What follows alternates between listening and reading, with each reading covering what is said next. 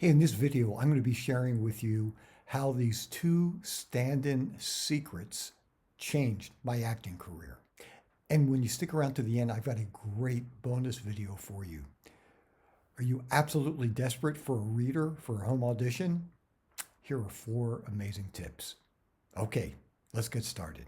Hey, I'm Aaron Marcus, and welcome to the Acting and Modeling Quick Tips channel on the Actor Career Center.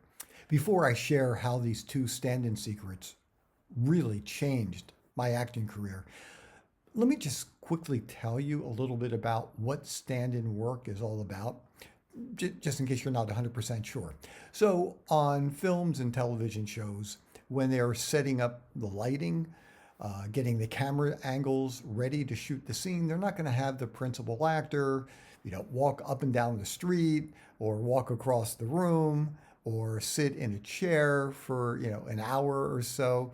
So what they do is they hire a stand-in. The stand-in doesn't necessarily have to look like the principal. Sometimes they do, sometimes they don't. I've done a number of stand-in gigs, and sometimes they've been close, sometimes not. But you do have to have a very similar build. You have to have similar facial features, same body type. So that way, when you wear the wardrobe of the principal actor and they get the lighting focused and the camera set up, they'll be ready to shoot and everything will look great. And just so you know, at least for union stand-ins, and you should check out the sagaftra.org website just to see if things change, because they do change periodically. It was around, they were getting paid around $243, if I'm not mistaken, for an 8-hour day. And then, like with all union jobs, you go into a 9th and 10th hour, you get time and a half, 11th and 12th hour, you get double time. So you can actually make a pretty good amount of money doing stand-in work. And there's only one project that was long-term. I worked on for a year and a half on a TV show as a stand-in. Great experience. But anyhow, it's a really interesting kind of job. Before I forget, I just want to make sure that you all know I've got a new website, howtoactandmodel.com. I'll leave the link in the description. And when you go there, you can get onto my special mailing list. And when you do that, you're going to get a really, really helpful video.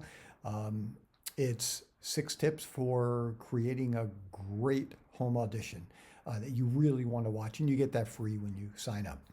So the very first secret that really changed my acting career was whenever I've done stand-in work, if I can, I like to sit behind the directors and watch the monitor with the director. And I'm really good at making it look like I'm not really eavesdropping, but I'm trying to listen to everything that is said. Some of the information is just really invaluable. And I can tell you, at least my experience has been this, and I'd love to hear from you what your thoughts are. You can leave a comment in the description section. Sometimes if I'm shooting a scene as a principal, and cut, and they want to do it again, and they want to do it a number of times, which is pretty typical depending on the director, but most directors, you're going to do multiple takes. Early on in my career, I start getting a little paranoid, and I start thinking, I guess they're not liking what I'm doing. I hope they didn't make a mistake. They're going to fire me because they thought I was able to deliver what they wanted from the audition, but apparently they're not getting it, and that's why we're doing take after take after take. So while working as a stand-in and I'm able to overhear things, now I'm hearing another take. Yeah, the boom mic was in the scene. It was showing. Maybe extras didn't cross at the right time. Maybe there was some, airplane that flew by and it messed up the sound. Sometimes they just want different options, and they might even talk with the actor about trying something differently. And so what I really learned is, and look, I'm not saying there might have been a take and the director just didn't like it and wants you to do it again, or maybe you stumbled with things, but quite often they're doing retakes for all kinds of different reasons, and most of the time it has nothing to do with your performance, or at least nothing bad in your performance. And I tell you, that has allowed me to feel so much calmer on the set, especially when I'm hearing take two, let's try that again. The second thing that I want to share with you, and once again, just really eye opening for me. And I'm not going to mention any names. I just don't feel comfortable doing that. I know one of the people involved here is no longer alive, so I certainly don't want to say anything or say the person's name. I'm even going to talk about the project. But I was doing stand-in work, standing by the director, and there was a wall between us and where the actors were in the scene. So the actors couldn't see us at all. And I knew just from hearing comments from the director did not like this actor for a variety of reasons. Didn't like his acting, didn't like his attitude. And I'll tell you, I felt the same way. He was nasty. He would be unprepared, seemed very angry, just not fun to be around.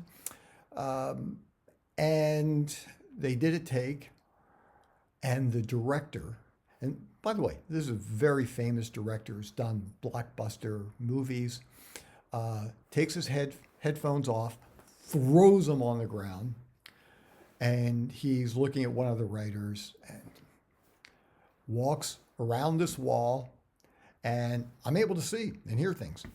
And he walks over to the actor and he says, really liked it. Thank you very much. Just because I want a couple of options here, would you do it again? And I like to just see, maybe if you bring it down just a little bit, but don't change it too much, because I really liked what just maybe bring it down a little bit. That would be great. Just want another option. He walks behind the wall where we're all seated, turns, and he does. Even at that level, famous actor, famous director, and people are just not being honest with each other. And I'll tell you what I learned from that. That was also so valuable for me. Look, if somebody makes a comment while I'm working, I listen to what they have to say, or maybe not when I'm working. It could even be after the performance, somebody sees the project. I'll listen to what everybody has to say, good or bad. I filter everything that is said to me. And if there's anything that seems to ring true, that seems to make sense, I'll take it in. If it doesn't, let it go. And once again, that holds true for good things, bad things. And, here, this famous actor was just outright lying to this actor. Couldn't stand his performance, and was telling him how great it was. And I tell you, that was a life-altering conversation that I overheard. So for you, just want to let you know, once again, filter everything that you hear. And if you hear something really horrible, might not be true at all. People say all kinds of crazy things to us in the industry. So I wanted to ask you guys, just so that we can learn from you, if you've ever experienced, something really interesting, whether it's doing stand-in work or just, hearing things, on a set, please share it with us. You don't have to mention names, but this way we can learn from you as well. I wanted to mention, if you haven't done this yet, don't forget, subscribe, click the notification bell so you always know when I upload a new video. If you like it, give it a thumbs up. That's actually very helpful. And share the link with your fellow actors. So I did promise a bonus video. You can see it right up here. So if you have to do, a self-tape home audition and you're just stuck, you don't have a reader, watch this video and you're going to learn 4 great tips, 4 ways to make that happen. Okay, I'm Aaron Marcus and can't wait to talk with you again soon. See ya.